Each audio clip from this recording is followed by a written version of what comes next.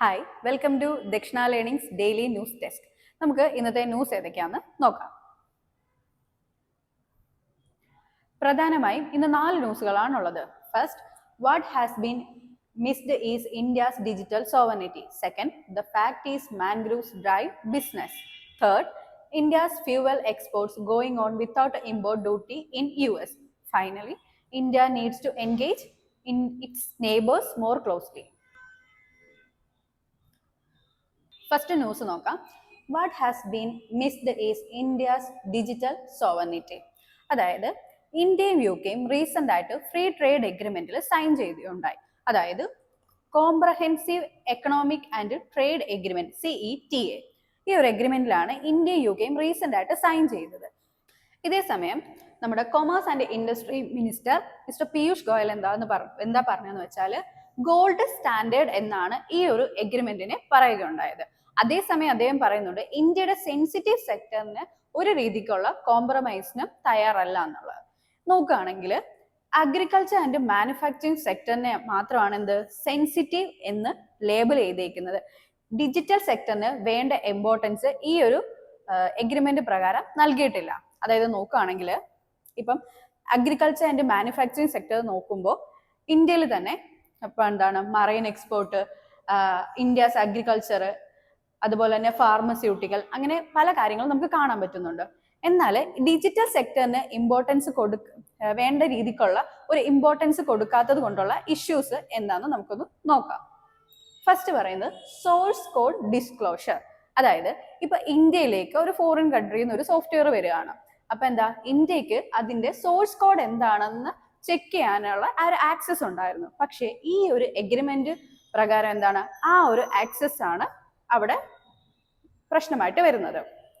Okay, ഇനി second ആയിട്ട് നോക്കുകയാണെങ്കിൽ എന്താണ്, ഓപ്പൺ ഗവൺമെന്റ് ഡേറ്റ കൺസെഷൻ. അതായത് ഇപ്പൊ ഇന്ത്യയുടെ ഡേറ്റ എന്ത് UK ആയിട്ട് കൂടെ ഇപ്പൊ ഷെയർ ചെയ്യാണ്.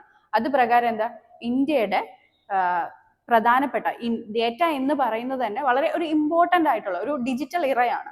അപ്പൊ ഈ ഒരു ടൈമിൽ ഈ ഡേറ്റാസ്, ഇത്ര ഇമ്പോർട്ടൻസ് ആയിട്ടുള്ള ഡേറ്റാസ് എന്താണ് UK പോലുള്ള ഒരു കൺട്രിക്ക് കൂടെ ഇപ്പൊ എന്താണ് ആക്സസ് ചെയ്യാനായിട്ട് പറ്റുന്നുണ്ട്.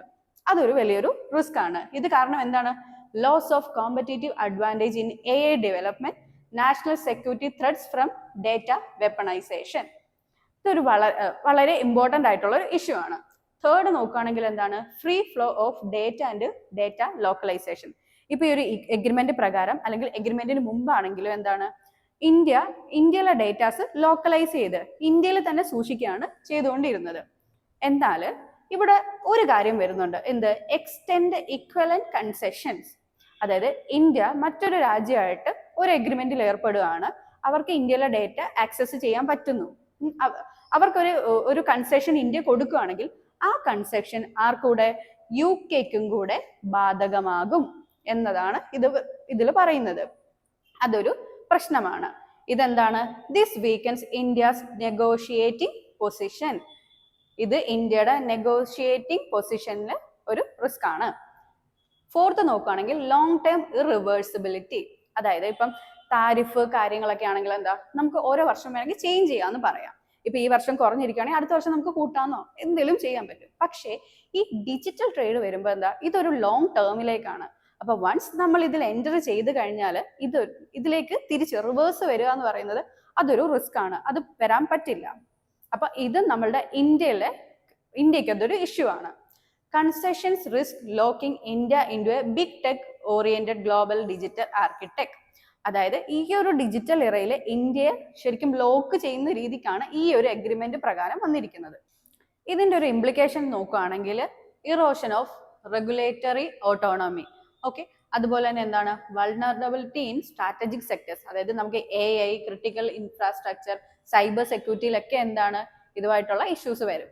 അതുപോലെ risk of becoming A digital colony. അതായത് നമ്മൾ പണ്ട് എന്താണ് ഒരു കോളനി ആയിരുന്നു, ഇപ്പൊ UK ഏത് രീതിക്കാണ് നമ്മളെ കോളനി ആക്കാൻ നോക്കുന്നത്, digital colony instead of A digital super power. ഇനി മെയിൻസിലോട്ട് വരുവാണെങ്കിൽ GS പേപ്പർ 2, GS പേപ്പർ 3യിലാണ് ഈ ഒരു ന്യൂസ് ഇമ്പോർട്ടന്റ് ആയിട്ട് വരുന്നത്. അതായത് അതിലിപ്പോ GS പേപ്പർ 2ൽ നോക്കുകയാണെങ്കിൽ ഇന്റർനാഷണൽ റിലേഷൻസ്, അതിൽ trade agreement, WTO negotiations, India's foreign policy approach, ഇതൊക്കെയാണ് വരുന്നത്. ഇനി GS പേപ്പർ 3 നോക്കുകയാണെങ്കിൽ internal security, science and tech, data protection, AI strategy, cyber security, digital economy, ഇതൊക്കെയാണ് ഇമ്പോർട്ടൻ്റ് ആയിട്ട് വരുന്നത്. ഇനി ഈ ഒരു ക്വസ്റ്റ്യന് നിങ്ങളൊന്ന് പ്രാക്ടീസ് ചെയ്യുക, ഈ ന്യൂസ് വായിക്കുക, അതിനുശേഷം ഈ ക്വസ്റ്റ്യൻ ഒന്ന് പ്രാക്ടീസ് ചെയ്യുക. സെക്കൻഡ് ന്യൂസ് നോക്കുകയാണെങ്കിൽ the fact is mangroves drive business. അതായത് mangroves coastal protection, fisheries, blue carbon storage, climate resilience, ഇതിനൊക്കെ എന്താണ് വളരെയധികം ഹെൽപ്ഫുൾ ആയിട്ട് ഹെൽപ്പ് ചെയ്യുന്ന ഒന്നാണ് മാൻഗ്രൂവ്സ് എന്ന് പറയുന്നത്. എന്നിരുന്നാലും എന്താണ് ഗവൺമെന്റിന്റെ പ്ലാനിങ്ങിലോ പോളിസീസിലോ മാൻഗ്രൂവ്സിന് വേണ്ടത്ര ഇമ്പോർട്ടൻസ് നൽകുന്നില്ല. ഓക്കെ, ഇമ്പോർട്ടൻസ് ഓഫ് മാൻഗ്രൂവ്സ്, അതായത് എക്കോസിസ്റ്റം സർവീസസ്, അതായത് സ്റ്റോംസ്, സീ ലെവൽ റൈസ്, ഇതിനൊക്കെ ഒരു ബഫർ ആയിട്ടാണ് എന്ത് ആക്ട് ചെയ്യുന്നത്, മാൻഗ്രൂവ് നിൽക്കുന്നത്. അതുപോലെ ഫിഷറീസിന് എന്താണ് ഒരു നേഴ്സറി ഗ്രൗണ്ട് ആയിട്ട്. അതുപോലെ കാർബൺ സീക്വസ്ട്രേഷൻ, അതായത് കാർബൺ പിടിച്ചെടുക്കൽ, അറ്റ്മോസ്ഫിയറിലുള്ള കാർബൺസിനെ മാൻഗ്രൂവ്സ് പിടിച്ചെടുക്കുന്നു, അങ്ങനെ ഹെൽപ്പ് ചെയ്യുന്നുണ്ട്. ഈ ഒരു എക്കോസിസ്റ്റത്തിന്റെ മോണിറ്ററി വാല്യൂവിനെയാണ് എന്ത് പറയുന്നത്, എക്കണോമിക് വാല്യൂ എന്ന് പറയുന്നത്.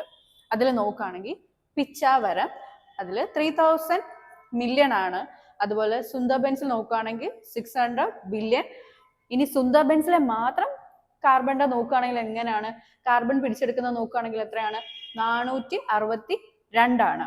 അപ്പൊ ഇതെന്താണ്, മാൻഗ്രൂവ്സിന്റെ ഹെൽപ്പ് കൊണ്ടാണ് ഗവൺമെന്റിന് ഇത്രത്തോളം ഒരു എമൗണ്ട് സേവ് ചെയ്യാനായിട്ട് പറ്റുന്നത്. അല്ലെങ്കിൽ ഒരു നാച്ചുറൽ കലാമിറ്റി കാര്യങ്ങളൊക്കെ വരുമ്പോൾ എന്താണ്, ഇത് ഗവൺമെന്റ് അതിന് വേണ്ടിയിട്ടുള്ള അടുത്തടുത്ത കാര്യങ്ങൾ ചെയ്യേണ്ടതായിട്ട് വരും. പക്ഷെ മാൻഗ്രൂവ്സ് ഉണ്ടായത് കൊണ്ട് ഇത്രത്തോളം വാല്യൂസ് സേവ് ചെയ്യാനും പല നാച്ചുറൽ കലാമിറ്റീസ് തടയാനും ഹെൽപ്പ് ആകുന്നുണ്ട്.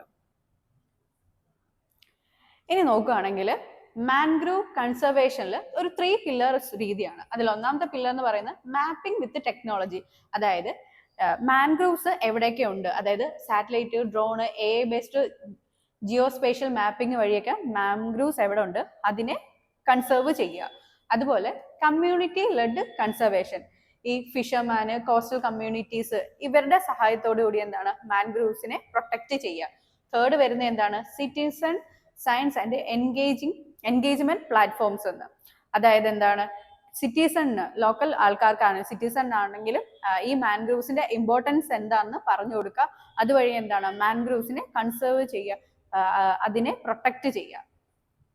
മാൻഗ്രൂവ്സ് പ്രൊട്ടക്ട് ചെയ്യാനുള്ള പോളിസീസ് എന്തൊക്കെയാണെന്ന് നോക്കിയാൽ, ഇത് മാൻഗ്രൂവ്സ് എന്താണ് ജസ്റ്റ് ബയോഡൈവേഴ്സിറ്റി സോൺസ് മാത്രമല്ല, എന്താണ് ക്ലൈമറ്റ് ആൻഡ് എക്കണോമിക് ഇൻഫ്രാസ്ട്രക്ചർ കൂടിയാണ്. അങ്ങനെ കൂടി നമ്മൾ അതിനെ റെക്കഗ്നൈസ് ചെയ്യണം. അതുപോലെ തന്നെ എന്താണ് സയൻസ്, ബിസിനസ്, കമ്മ്യൂണിറ്റി, ഇതെല്ലാം ഒരുമിച്ച് കൊണ്ടുവന്ന് തന്നെ എന്താണ് മാൻഗ്രൂവ്സിനെ പ്രൊട്ടക്ട് ചെയ്യണം എന്നാണ് പറയുന്നത്. അതുപോലെ മ്യൂച്വൽ റീഎൻഫോഴ്സ്മെന്റ്, മാൻഗ്രൂവിന്റെ ഹെൽത്ത് എന്താണ്, കമ്മ്യൂണിറ്റി വെൽബീയിങ്, ഇത് രണ്ടും എന്താണ് പരസ്പരം ഡിപ്പെൻഡ് ചെയ്തിട്ടാണ്. അപ്പോൾ മാൻഗ്രൂവിനെ ആ ലെവലിൽ തന്നെ പ്രൊട്ടക്ട് ചെയ്യണം എന്നാണ് നമുക്ക് ഇതിൽ നിന്ന് മനസ്സിലാകുന്നത്. മെയിൻസിലോട്ട് വരികയാണെങ്കിൽ GS paper 3, GS paper 1, GS paper 2 ഇതിലാണ് വരുന്നത്. അപ്പൊ GS പേപ്പർ 3 എൻവയോൺമെന്റ് ആൻഡ് എക്കോളജി, അതിലെന്താ വരുന്നത്, coastal ecosystem conservation, climate adaptation ആണ് നോക്കേണ്ടത്. അതുപോലെ GS പേപ്പർ 1 വരുമ്പോൾ ജോഗ്രഫിയിൽ coastal land forms, human environment interaction. GS paper 2 ഗവേണൻസിൽ കമ്മ്യൂണിറ്റി പാർട്ടിസിപ്പേഷൻ ഇൻ എൻവയോൺമെന്റൽ മാനേജ്മെന്റ്, ഇതാണ് വരുന്നത്. ഇതിൽ നിങ്ങൾ ഈ ഒരു ക്വസ്റ്റ്യൻ പ്രാക്ടീസ് ചെയ്യുക, ഈ ഒരു ന്യൂസ് വായിക്കുക, പ്രാക്ടീസ് ചെയ്യുക. Next news, India's fuel exports going on without import duty in US. News നോക്കുകയാണെങ്കിൽ US ഇന്ത്യക്ക് ഇന്ത്യൻ ഗുഡ്സിന് മേലെ 25% ടാരിഫ് ഇമ്പോസ് ചെയ്തിട്ടുണ്ട്. എന്തുകൊണ്ടാന്ന് വെച്ചാൽ ഇന്ത്യ റഷ്യ ടൈസ് കാരണമാണ് US ഇന്ത്യക്ക് ഇന്ത്യൻ ഗുഡ്സിന് മേലെ 25% ടാരിഫ് ഇമ്പോസ് ചെയ്തത്. എന്നിരുന്നാലും പെട്രോളിയം പ്രോഡക്ട്സ് തുടങ്ങിയ കീ സെക്ടേഴ്സിൽ എന്തോ ഈ ഒരു ടാരിഫ് ഇമ്പോസ് ചെയ്തിട്ടില്ല. എന്താണെന്ന് നോക്കാം. അതായത് നമ്മൾ പറഞ്ഞു കുറച്ച് എക്സെപ്ഷൻ വന്നിട്ടുണ്ട്. ആ എക്സെപ്ഷൻസ് എന്താന്ന് വെച്ചാൽ ഫാർമസ്യൂട്ടിക്കൽ, അതായത് ഫിനിഷ്ഡ് ഫാർമസ്യൂട്ടിക്കൽ ഗുഡ്സ്, അതുപോലെ active pharmaceutical ingredients, electronic and communication goods, petroleum products തുടങ്ങിയൊക്കെ ഒന്നും എന്താണ് ഈ ഒരു 25% ടാരിഫ് US ഇമ്പോസ് ചെയ്തിട്ടില്ല. അടുത്ത നോക്കുകയാണെങ്കിൽ India's petroleum exports to the US 2024-25 financial year നോക്കുമ്പോൾ 4.86 മില്യൺ ടൺസ് ആണ് ഇന്ത്യ US എക്സ്പോർട്ട് ചെയ്തത് ഫ്യൂവൽസ്. അതുപോലെ തന്നെ എന്താണ് ഇന്ത്യയിലെ US ലാർജസ്റ്റ് എക്സ്പോർട്ടർ എന്ന് പറയുന്നത് റിലയൻസ് ഇൻഡസ്ട്രീസ് ആണ്. ഇപ്പൊ ഈ ടാരിഫ് കൊണ്ടുവന്നത് നോർമൽ ഈ റിലയൻസ് ഉൾപ്പെടുന്ന ഈ ഒരു എക്സ്പോർട്ടേഴ്സിനൊക്കെ എന്താണ് പ്രത്യേകിച്ച് മാറ്റമൊന്നും ഉണ്ടാക്കിയിട്ടില്ല ഈ ഒരു ടാരിഫ് വന്നതുകൊണ്ട്. മോശമോ നല്ലതോ അങ്ങനെയൊന്നുമില്ല, നോർമൽ തന്നെയാണ് അവർക്ക്. അടുത്ത പോയിന്റ് നോക്കുകയാണെങ്കിൽ റഷ്യ ഇന്ത്യ ഓയിൽ ട്രേഡ്. അതായത് ഇന്ത്യയുടെ ടോട്ടൽ ക്രൂഡ് ഓയിൽ ഇമ്പോർട്ടിന്റെ 0.2% ആയിരുന്നു എന്ത് യുക്രൈൻ വാറിന് മുമ്പ് നമ്മൾ റഷ്യയുടെ അടുത്തുനിന്ന് വാങ്ങിക്കൊണ്ടിരുന്നത്. എന്നാൽ വാറിന് ശേഷം 35% to 40% ഹൈക്കായി. കാരണം എന്താണ് ഈ വാറിന്റെ സമയത്ത് മറ്റുള്ള രാജ്യങ്ങൾ റഷ്യയിൽ നിന്ന് പർച്ചേസ് ചെയ്യാതെ വന്നു. ആ സമയത്ത് റഷ്യ ഇന്ത്യക്ക് നല്ലൊരു ഡിസ്കൗണ്ടിൽ ക്രൂഡ് ഓയിൽ സപ്ലൈ ചെയ്യാൻ തുടങ്ങി. അതുകൊണ്ടാണ് ഈ ഒരു ഹൈക്ക് വരികയും നമ്പർ 1 ഓയിൽ സപ്ലയർ ആയിട്ട് റഷ്യ മാറുകയും ചെയ്തത്. ഈ കഴിഞ്ഞ ജൂലൈ നോക്കുകയാണെങ്കിൽ തന്നെ എന്താണ് 36% ആണ് ക്രൂഡ് ഇമ്പോർട്ട് കൂടിയിരുന്നത്. ഇതിന്റെ റീസൺ തന്നെ ഈ പറഞ്ഞ പോലെ ഈ ഒരു വെസ്റ്റേൺ സാങ്ഷന്റെ ഒക്കെ പ്രകാരമാണ്. അടുത്ത പോയിന്റ് നോക്കുകയാണെങ്കിൽ possible US penalty on Russian oil trade. അതായത് ട്രംപ് എന്താ ഒരു ഹിന്റ് തന്നിട്ടുണ്ട്, എന്ത് അഡീഷണൽ പെനാൽറ്റി ഇമ്പോസ് ചെയ്യുമെന്ന് പറഞ്ഞിട്ട്. എന്നാൽ എന്താണ് നോ പെനാൽറ്റി അനൗൺസ്ഡ്. എന്നാൽ ഇതുവരെയും ഒരു പെനാൽറ്റി അനൗൺസ് ചെയ്തിട്ടില്ല. പക്ഷേ അൺസർട്ടണിറ്റി ആണ്. കാരണം ഇന്നല്ലെങ്കിൽ നാളെ അനൗൺസ് ചെയ്യാം എന്നൊരു അൺസർട്ടണിറ്റിയിലാണ് നിൽക്കുന്നത്. ഇംപ്ലിക്കേഷൻസ് നോക്കുകയാണെങ്കിൽ ട്രേഡ് റിലേഷൻസ്, അതുപോലെ എന്താണ് despite geo political tensions US exemption indicate continued economic interdependence. Energy security നോക്കുകയാണെങ്കിൽ എനർജി സെക്യൂരിറ്റി അതായത് ഇപ്പം ഇന്ത്യയുടെ സപ്ലൈസ് ഡൈവേഴ്സിഫൈ ചെയ്തിരിക്കുകയാണ്. അപ്പം റഷ്യ പോലുള്ള ഒരു പൊളിറ്റിക്കലി റിസ്കി സോഴ്സിൽ നിന്ന് ഒക്കെ ക്രൂഡ് ഓയിൽ നമ്മൾ വാങ്ങുമ്പോൾ എന്താണ് ഇന്ത്യക്കും അതിൻ്റെ ഒരു റിസ്ക് ഉണ്ടാവാൻ ചാൻസ് ഉണ്ട്. അടുത്ത് നോക്കുകയാണെങ്കിൽ geo politics highlights India's balancing act between strategic autonomy and relation with major powers. Means നോക്കുകയാണെങ്കിൽ GS പേപ്പർ 2 GS പേപ്പർ 3 വരുന്നത്. GS പേപ്പർ 2 ഇന്റർനാഷണൽ റിലേഷൻസ്, അതിൽ India US ties, sanction, diplomacy, strategic autonomy. GS paper 3 നോക്കുകയാണെങ്കിൽ energy സെക്യൂരിറ്റിയിൽ crude oil imports, diversification of energy sources, impact of trade balance. അപ്പൊ last news എന്താന്ന് വെച്ചാൽ India needs to engage its neighbours more closely. അപ്പം എന്താണ് നമ്മുടെ prime minister recent ആയിട്ട് എവിടെ മാൽദീവ്സിൽ അവിടുത്തെ 60ാമത്തെ ഇൻഡിപെൻഡൻസ് ഡേ സെലിബ്രേഷനിൽ മാൽദീവ്സ് പ്രസിഡന്റിന്റെ ഇൻവിറ്റേഷൻ പ്രകാരം സ്പെഷ്യൽ ഗസ്റ്റ് ആയിട്ട് പോവുകയുണ്ടായി.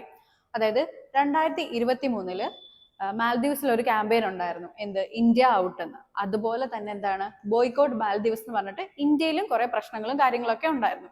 അപ്പൊ ഇതെല്ലാം മാറ്റി ഒരു full restoration of ties neighbourhood ആയിട്ടുള്ള രാജ്യങ്ങളെല്ലാം ഒത്തുചേർക്കാൻ വേണ്ടിയിട്ടായിരുന്നു കൂടിയാണ് ഈ ഒരു വിസിറ്റ്. കീ ഡെവലപ്മെന്റ് നോക്കുകയാണെങ്കിൽ ഈ ഒരു വിസിറ്റിന്റെ economic assistance line of credit 565 million ആണ് എന്ത് ഇന്ത്യ മാൽദീവ്സിന് നൽകിയത്. അതുപോലെ എന്താണ് റിഡക്ഷൻ ഓഫ് മാൽദീവ്സ് ആനുവൽ ഡെപ്റ്റ് burden on previous Indian credit lines by 40%. Economic സ്റ്റെബിലിറ്റിക്ക് വേണ്ടിയിട്ട് കറൻസി സ്വാപ്പ് അറേഞ്ച്മെന്റ് ചെയ്യുകയുണ്ടായി. അതുപോലെ അടുത്ത നോക്കുകയാണെങ്കിൽ എന്താ trade and investment India Maldives trade agreement എന്താണ് അതിന്റെ നെഗോഷിയേഷൻസ് ഒക്കെ നടക്കുകയാണ്. അതുപോലെ സെക്ടറൽ കോർപ്പറേഷനിൽ MOUs സൈൻ ചെയ്തു. അതിൽ വരുമ്പോൾ എന്താണ് digital and currency payment agreement, അതായത് റുപ്പിയ നാഷണൽ പേയ്മെന്റ് സിസ്റ്റം ഒക്കെ വരികയുണ്ടായി. സെക്യൂരിറ്റി ആൻഡ് സ്ട്രാറ്റജിക് എൻഗേജ്മെന്റ് നോക്കുകയാണെങ്കിൽ സ്ട്രോങ് മാരിടൈം, അതായത് 60 വർഷമായിട്ട് ഉള്ള ഒരു strong maritime and defence corporation നമ്മൾ ബിൽഡ് ചെയ്തിട്ടുണ്ട്. അതുപോലെ തന്നെ എന്താണ് trilateral national security consultation with Sri Lanka ഒക്കെയാണ്. അതുപോലെ അടുത്ത നോക്കുകയാണെങ്കിൽ ഒരു ഡിപ്ലോമാറ്റിക് സിഗ്നിഫിക്കൻസ് എന്താണെന്ന് നോക്കുകയാണെങ്കിൽ നമുക്കിപ്പോൾ എന്താണ് US ആയിട്ടുള്ള ടാരിഫ് നമ്മളിപ്പോൾ ന്യൂസിൽ പറഞ്ഞതേ ഉള്ളൂ. അതുപോലെ എന്താണ് യുക്രൈൻ ഗാസ വാർ, അതുപോലെ എന്താണ് പാകിസ്ഥാന്റെ, അങ്ങനെ ഈ പല ഇഷ്യൂസ് നടക്കുകയാണെങ്കിൽ പോലും എന്താണ് നമ്മളുടെ നെയ്ബർഹുഡ് ആയിട്ടുള്ള കൺട്രീസുമായിട്ട് ഒരു നല്ലൊരു റിലേഷൻ കൊണ്ടുവരണം. അതിന് വേണ്ടിയിട്ടുള്ള ഒരു നെയ്ബർഹുഡ് ഫസ്റ്റ് പോളിസി അത് നമ്മൾ റീഅഫൈം ചെയ്യുന്നുണ്ട്, നമ്മൾ എയിം ചെയ്യുന്നുണ്ട് അത്. ഓക്കെ, ഇംപ്ലിക്കേഷൻസ് ഫോർ ഇന്ത്യ, അതെന്താണ്? റീജിയണൽ സ്റ്റെബിലിറ്റി സ്ട്രെങ്തൻ ചെയ്യുക, അതുപോലെ എന്താണ്? എക്സ്റ്റേണൽ ഇൻഫ്ലുവൻസ് കൗണ്ടർ ചെയ്യുക, primary development and security partner for Maldives, അത് എൻഹാൻസ് ചെയ്യുക എന്നുള്ളതാണ്.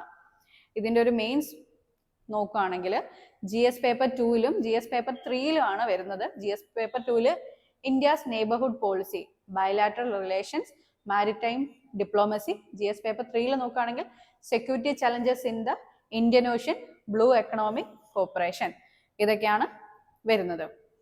ഓക്കെ, അപ്പൊ ഇന്നത്തെ ന്യൂസ് ഇത്രയൊക്കെയാണ്. നന്നായിട്ട് നോക്കുക, അതിനുശേഷം മെയിൻസിന് വേണ്ടിയിട്ടുള്ള ആ ഒരു ആൻസേഴ്സ് ഒക്കെ പ്രാക്ടീസ് ചെയ്യുക. Thank you.